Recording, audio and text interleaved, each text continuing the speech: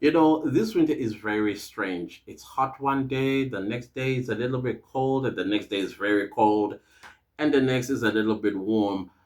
When I sat here not so long ago, I was freezing, like freezing. Now I am hot again, but I'm already rolling. So I'm just going to have to endure the heat because I've got a heater just down there and another one under my desk where I'm seated right now. So at some point when you see me bending, just know that I am switching off this one because it's getting a little hot.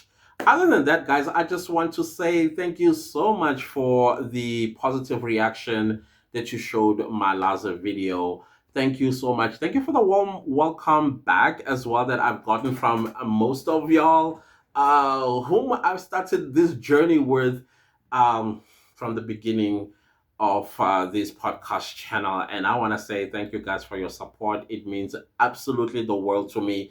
This is part of bridging that gap we were talking about earlier and we're always talking about. But I had another, like a aha moment. I mean, I shared with you how African Americans that are moving to South Africa, that have moved to South Africa already, starting up businesses and partnering up with South African citizens. And many South Africans, by the way, are coming to my Instagram DM and saying, "You are doing a great job. We love what you are doing. Thank you guys for that support. I appreciate you. Do not be shy to bring it under this comment section here so that other people around the world can see how appreciative South Africans are with this that is taking place. Whether you call this an initiative or you are calling this a vision or you are calling it whatever it is working. And South Africans are really, really excited about it. I've also had some South Africans who say, "Hey, listen, I do have some capital. If there are some African Americans that may want to venture in a business journey, hey, let me know." Or let them. Oh my goodness, I hate it when I do not. Uh, I I'm so sorry. I am so sorry because I get disturbed. My chain of thoughts does do a number on me when I get these notifications. I'm so sorry about that. Like I said, some will be like, "Hey, if there's a business opportunity somewhere, I'm not saying that I have millions, or I'm not saying I have thousands and thousands of dollars. Hey, connect us. Let us talk sidebar and see what we can do about going forward with creating business partnerships going forward. Right now, property seems to be a not hot potato, like hot cake. Uh, I'm talking about property development. I'm also talking about investment, property investment. I'm also talking about construction as well. Many South Africans want to move into that business, and some do have some capital, if I understood them, but some they just want some kind of an investor or somebody that is they're going to partner up with these particular ventures. And many African Americans that I have also had consultations with here regarding businesses to do in South Africa. I'm telling you right now, the Airbnb industry is growing, and I'm seeing a lot of adverts as well on television as well as on YouTube, where people are just selling courses on Airbnb or running off an Airbnb, etc., and so on. I think there's a lady currently who is advertising here on in South Africa. She's giving like a webinar of some sort, and she is talking about the success or the booming industry when it comes to Airbnbs in South Africa. It's not surprising because South Africa is becoming, in fact, it has always been a how do I put it, a vacation destination, but mostly it was for like Europeans as well as white Americans before our African diaspora brothers and sisters discovered South Africa. And now Airbnbs are becoming quite lively. I'm also noticing a lot of people selling their homes in Johannesburg and then take that money, go purchase a house in Cape Town, and flip that house into an Airbnb. I'm seeing a lot of those that are happening right now. Some people are turning their own very home. Like they would probably say a house that is 4 bedrooms or 3 bedrooms. They would rent out the rest of the house and only occupy 1 bedroom for themselves, or they will occupy the cottage. In South Africa, we have like the main house, and then we have a house at the back, which we call a cottage. That cottage, sometimes it is designed or designated for the house helper, to be just to be loosely blunt, for the maid. But now, politically correct term here in South Africa is house helper. They usually occupy the back room. Some people are even turning those back rooms or the cottages into Airbnbs.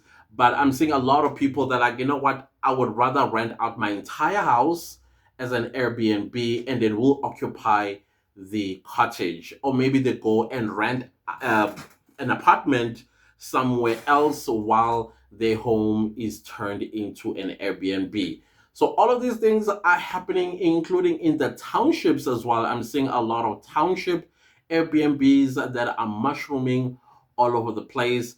And I think the best investment that you can ever do for yourself is purchasing a township house and convert it into an Airbnb. Of course, you have to be wise. Location, location, location is very important.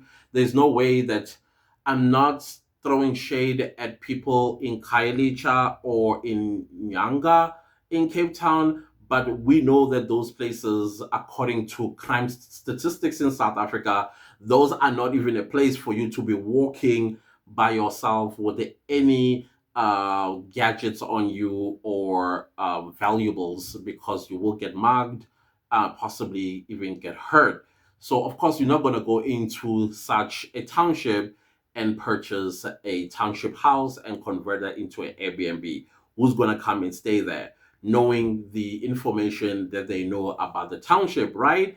Soweto is a hot spot right now.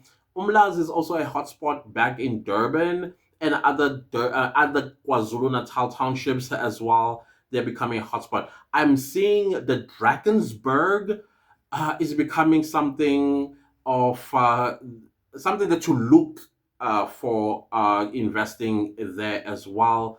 Either you buy land there, or you develop your own hotel or lodge or whatever the case might be. Those are the things that, if you are interested in doing business in South Africa, you can look at. However, you must also understand that provinces like KwaZulu Natal also have what we call Ingonyama Land Trust. Is it Ingonyama Land Trust?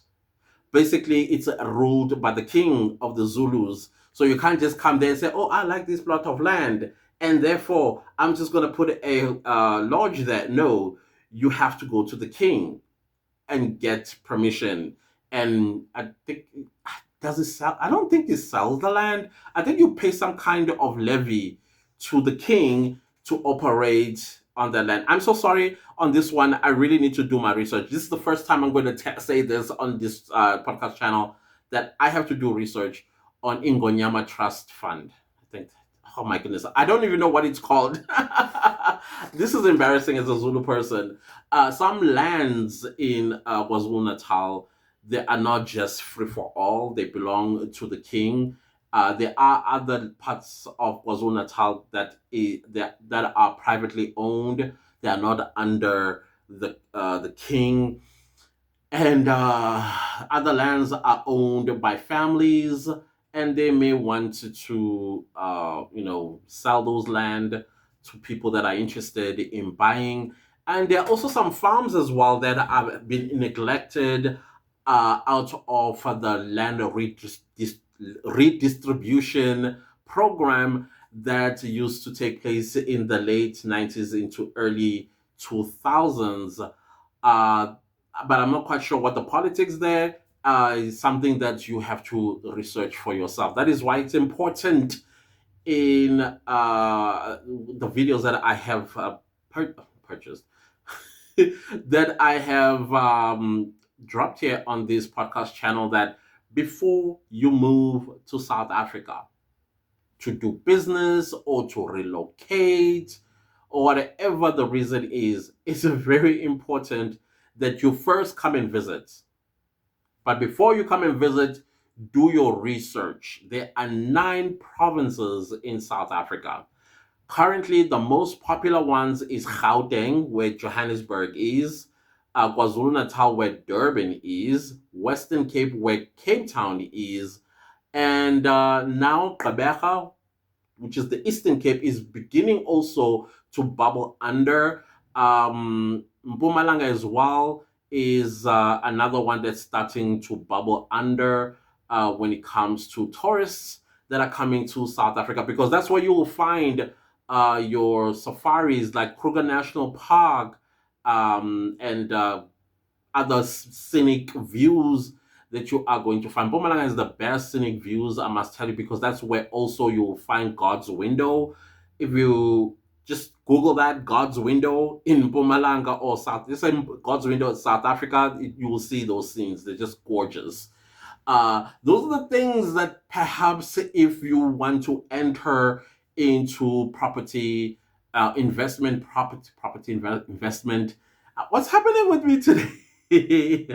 I think it's the heat. Let me just switch off the heat down here because whoa, it's frying my brain. Yeah, and also the other business that I'm also seeing emerging is tourism, but I see this one mostly now being done by a lot of South Africans, which is great, I think. And once again, the real South Africa is doing the Lord's work in South Africa, and I have immense respect for them. Absolute immense respect and blessings to them abundantly, and may their business succeed more than it is right now. However, I do see other people as well thinking, hey, maybe I should also take the tourism route and stuff like that. Those stuff are starting to come up, and I do hear and see some South Africans are taking on that. Some are looking for business partners in this field as well. Uh, Mostly is capital, because capital is the major issue in starting a business. They may have probably land, they may probably have houses that they can turn into Airbnbs from within the tourism company. Of course, they're going to start small scale and then expand at some point with the businesses. I am not quite sure. But I have my eyes and I have my ears on the ground, and these are the things that I am hearing. And also, my podcast channel here on YouTube is also doing some exposes as well, where South Africans are finding out that, wait, you telling me YouTube is doing? I'm like, yeah. I mean, if you have a YouTube channel and you talk about your business or your business idea, and maybe you are looking for partnership, but I am not going to say to you, listen to everybody that's stand before you and say, hey, I have this business idea. I'm looking for an African American business partner. There are still scammers out there, and you got to always have your due diligence done before you take on anybody. Do not just because. Don't. Don't. That is why research is very important. Research is important before you even come for your first visit. And I will encourage you to make use of the real South Africa to book your trip, whether you're coming for the real estate tour or you are coming for 6 day or 7 day or 10 day tours to South Africa. At least will give you an idea where you feel comfortable as an African American. Because I do see some African Americans that I hear, and they had options um, to relocate. Obviously, Johannesburg is the most popular one. And some feel like, I think I should have chosen Durban because maybe they come from a state like Florida, where there's sunshine all year round. Same thing with Durban. Durban it mimics the same weather as California and Florida. And the ocean is warm. The Indian Ocean is quite warm, even now in the thick of winter. If you go into the Indian Ocean, you are not going to feel cold. So some feel like I should have went down and relocated in Durban. That is why coming here for a visit and visiting each province and staying more than 5 days each province, it will give you an idea and a feel, maybe a feel of familiarity or a different feeling. And things like that. It just so happens that Johannesburg is a economic hub of Africa, and so maybe some people feel like in order for me to succeed as a business person, I need to be based in Johannesburg. There's nothing wrong with that. Absolutely nothing wrong. But you can still be a successful business person living in Durban or living in Cape Town or Gqeberha. That is former Port Elizabeth. Now it's called in a Xhosa name, you can still be successful. And also, the other thing that I am noticing with young African Americans that I am loving to see, and when I say young African Americans, I'm talking your 22 to about 35-year-olds that have started either a digital business or they have a remote or a job that they can work remotely from. They are growing in South Africa, your digital nomads. And now I believe we have a digital nomad visa. I'm not quite sure that that is going to be under the visa video that is coming up very, very soon. But yeah, I'm seeing a lot of more and more young African Americans coming to South Africa and using it as a base for the digital nomad journey. Let me put it that way because I'm trying to think of a word. It's not coming. I'll just say journey. And they are all over the place. You go to Sandton, you'll find them. You go to Rosebank, you'll find them. You go to Durban, you'll find them. You go to Cape Town, you'll find them. Others are also digital content creators. Hey, listen, if you're a content creator and you're an African American and you come to South Africa, ring me up, holla at me. We can collaborate. We can talk about all the stuff under the sun. You can ask me whatever it is that you may want to ask me. And many that I am also coming across, they are now thinking of using South Africa as their permanent base, whether buying a house or whether having an apartment here and still go wherever they go outside of South Africa. But when they say I'm going home, they mean they're coming to South Africa. I love that. I'm like, ooh, yes, this is exactly what I am loving. I love this so much when you hear that. Yes, of course, they will never see America less than a home. You're an American. You have an American passport. Keep it. I will tell you that. Keep the American passport because it is still powerful on this planet. It gets you everywhere. And in most cases, it gets you everywhere visa free. So keep it, but you can still have a second home in South Africa or anywhere in Africa for that matter. As you guys already know, I always talk about what I know, and I'm a South African citizen. I know South Africa, so I cannot speak for any other African country out there that I know absolutely nothing about and misrepresent them when I speak about things like this. I think and I believe it is up to my fellow Africans to tell you about themselves in their own videos and things like that. But do your research, do your due diligence. Not everybody is a South African citizen that wants to do business with you. Not everybody is legit. I mean, scammers exist. That part I'm going to tell you flat out on your face. They do exist. Do your due diligence. Is very, very important. So the other thing that was running across my mind is, yeah, like I said, content creation and content creators that are African Americans and are coming through to South Africa, don't be shy. You can watch other South African content creators. There are a lot of us. And you can, holler at them, ask for collaborations, build relationships, content creation relationship. You can business relationships because there's business opportunities within the creator economy in South Africa, like podcasting.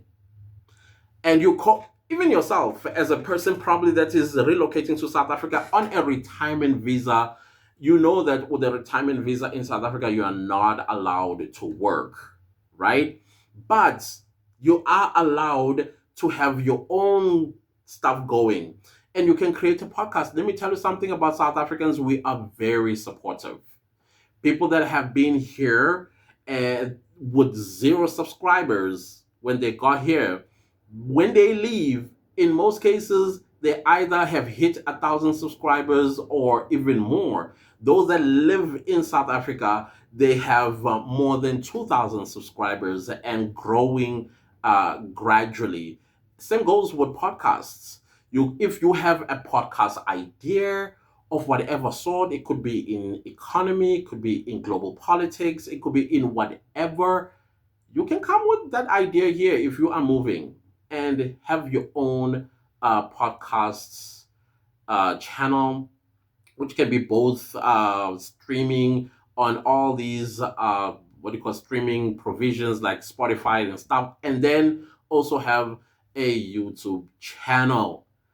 There's nothing wrong doing that. There's nothing wrong with you showcasing your new life, the new chapter in your life, whether you're retired or you're a student here or you are starting a business here or whatever the case is. Document that through your YouTube videos.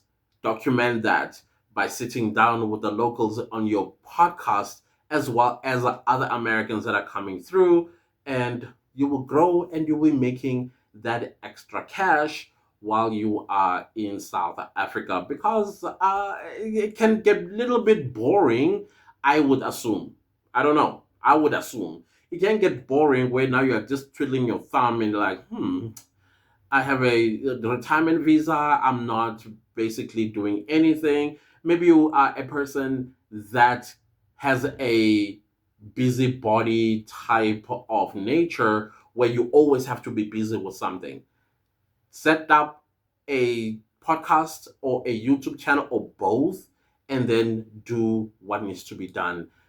There's so many things to talk about as long as you are following the YouTube community guidelines. You don't talk about anything that is going to jeopardize your channel or you or yourself getting banned from YouTube. Always make sure that all the advertiser friendly content policies are adhered to, as well as the YouTube community guidelines are adhered to before you even start your YouTube channel. Check those and understand those policies. They are there so that you have a successful platform once you have settled in. You can even start it while you're still in the US. And then as you move this way, then you know that this is what you are going to do. Let me tell you something, podcasts that I have witnessed, they are now also starting to be job creators. You will start hiring script writers, producers, gaffers. Are they called gaffers? Those people that hold mics and all that stuff. You will now also need to get some kind of staff that is going to assist, including the graphic designer that's going to design your thumbnails and your banners and all of that stuff. There's just so much stuff that can be done, and you'll be making a lot of money because remember, with podcast and YouTube channel, it's not just a local thing; it is a global thing. Some people somewhere in the world will gravitate towards your podcast or both your podcast and YouTube channel, and then make yourself some decent amount of money. You'll get brand deals, sponsorships, and all of that stuff. That creative economy exists here in South Africa, and I think it will even be more hotter if you have one or two South Africans as part of the panelists and things like that. It's something like Ken Ganda. You know Ken Ganda. I don't know if you watch the channels. I'm still a little bit upset with them. I'm still here, guys. I'm here. They know why I'm a little bit upset. The propaganda that is always being thrown about South Africa for reasons I don't understand. But other than that, the similar setup, they have Ugandans as members of the panel, but the podcast is owned by a Californian, if I understood him well back then when I used to watch them. I'm gonna come back, guys. I'm still a little bit upset. I'm gonna come back. It's just that I'm just observing another outrageous information that may come out of your mouth about South Africa. But I'm coming back. I'll come back slowly. That's another thing when you're gonna own a podcast, always do your due diligence when it comes to research and information about a specific country. I mean, all the stuff comparing this country and South Africa, it does not do any good. I will tell you that. If you are a traveler of the African continent and then you ask questions like, which one is better between South Africa and Zimbabwe? I don't see the point in that. I get that you are disseminating information to your viewers that may be living elsewhere in the diaspora, but I would think it will be better to say, in South Africa, this is what you will get. In Zimbabwe, this is what you get, without comparing the two countries. Which one is better? Africa is Africa, and let me tell you something, the face of Africa is different. The psychology of Africa is different. What you get in South Africa, you may not get in Zimbabwe. What you get in Zimbabwe, you may not get in Botswana. And what you get in Botswana, you may not get in Namibia. You get what I'm trying to say? We are all different with different psychology and different belief systems. And we also, our politics is not the same. Others, some parts of Africa are more equal than others. There's no freedom of expression here. There's no freedom of anything elsewhere.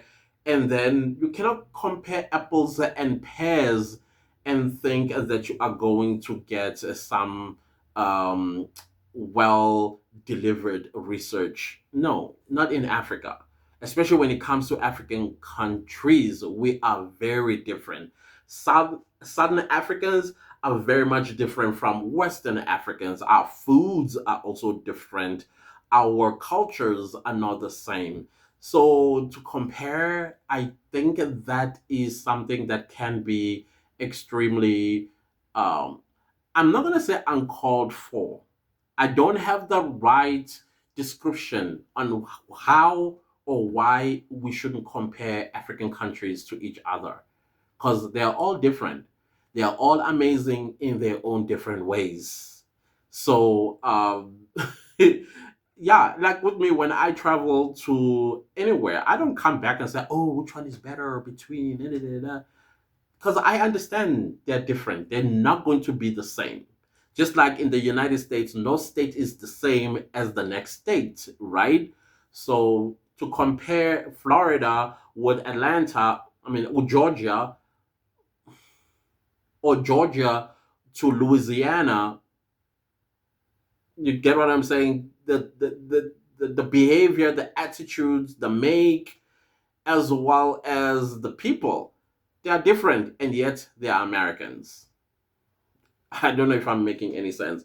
So, unfortunately, we've been having a lot of propaganda coming from other Africans whenever these comparisons are done. I mean, there are outrageous information that is said about South Africa, but at the same time, we understand that South Africa is in a very peculiar position when it comes to some what they will call the superpowers, because South Africa is still an influential force on the global stage. I mean, you did see earlier this year with the situation that is happening in the Middle East. South Africa took the lead and said, you know what, let's stop this. I'm not interested in discussing this. Please don't misunderstand me or think this is an invitation to have these discussions. I'm not. I'm just telling you the influence that South Africa still has on the global stage.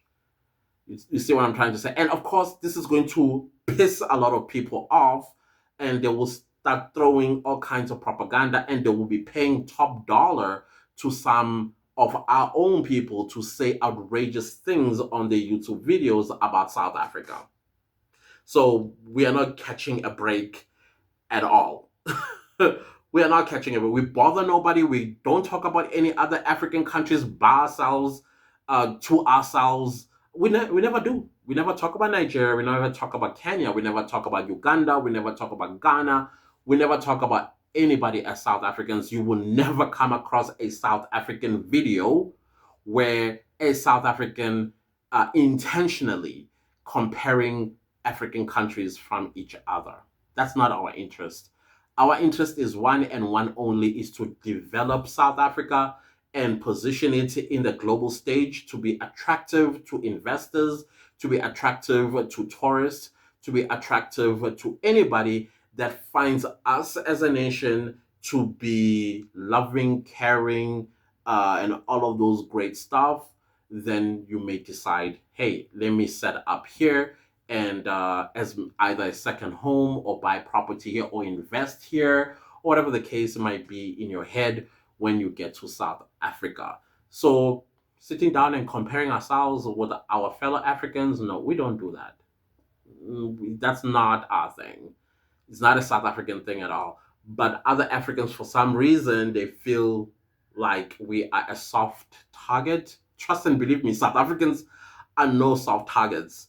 And I also noticed as well that the word South Africa is a key word. It's a key word, and we've been seeing a lot of very interesting TikTok videos popping up about South Africa. And of course, South Africans are not going to roll over and play dead. They are going to come for you. That's how we are not a soft target. We are. I'm sure you've seen this. I'm seeing a lot of people that strategizing in their own growth to grow their social media platforms, whether it's Instagram, TikTok, or YouTube. They'll say something outrageous about South Africa or about South Africans, or they would specifically pick a tribe and pick on it.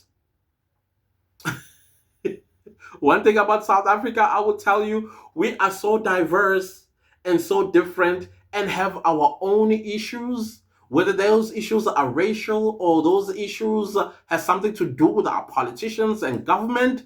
But if you touch one of us, irrespective of what tribe or race we come from, we come together. It's like, oh, you touch one of us, you've touched us all. And then you will be our relief. No, no, no. Forget the relief part. We are united like that. We are not to be looked down on and think you can climb on top of our head, build an open pit toilet, and piss on us. That's not going to happen. For some reason, some think that we are soft targets, and hence they create the videos that they do. I know I've digressed from what I wanted to talk about, but I also think it's important to understand South Africa's or South African psychology as well, our attitude and our patriotism to our country and to each other in our diversity. Yeah, like I said, we got problems, huge problems, but we do unite where we have to unite. When it comes to sports, we unite, come together. And then after that celebration, everything goes back to normal. And I'm sure you also seeing other stuff on the internet where South Africans just, we are a different breed. We're just a different breed. We stress God out a lot. All of us as South Africans, we take nothing seriously. Absolutely nothing. Check out the videos about South Africa. Either we are a dance nation. If we are not a dance nation, we stress God with something else. If it's not something else, there's always something new that comes from South Africa, and the world is like, what is? Yeah, it's us. That's who we are. That's what we are interested in. We're interested in us and how we do things. But if people want to come and join us, our arms are wide open. And that is why it's so important to see our African diaspora finding South Africa a soft spot to land and also finding it as a potential second home. You are welcome here with wide, loving arms. I can tell you that much. If you want to join the craze, join the craze. Join the craze along with us. And we'll be happy. Oh man, we will be happy. We will give you the stamp of approval the moment you act all crazy and be a South African. I think the African Americans that are here, they call themselves South African Americans. I love that term so much. But yeah, guys, I know I became a little bit loose towards the end of this podcast video, but I'm just letting you know that when you come here, there are expectations that you should have, and but also be careful. Not everybody you are going to meet has good intentions for you. Crime is everywhere. The worst? I don't think so. We do have crime, but I don't think we are the worst in the world. Absolutely, that's part of propaganda. Other than that, those that have come here would be telling a total different story about my country. So I don't know. When it comes to uploading videos, because I need to catch up with the algorithm, I'll be posting twice a week going forward. Because all the arrows are pointing down, they are black and looking absolutely depressing.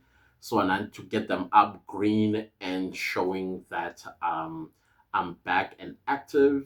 And thank you guys once again for the warm welcome back as well as the views that I've gotten in my previous video. Please continue to support the channel. Also, don't forget to like, because guys, the like button, it does help the channel to grow. It helps to spread the message to more people all over the world. I would love to see this channel grow.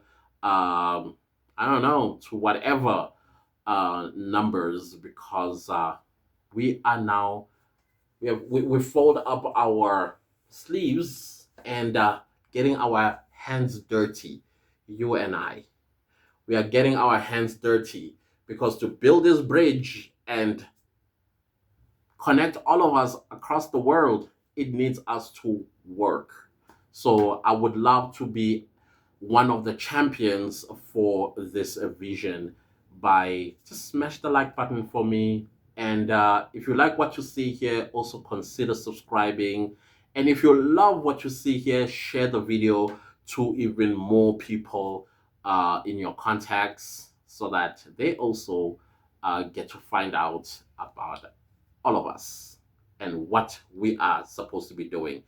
Of course, if you are a Black Native American and you don't identify as an African, I'm not talking about the authentic ones.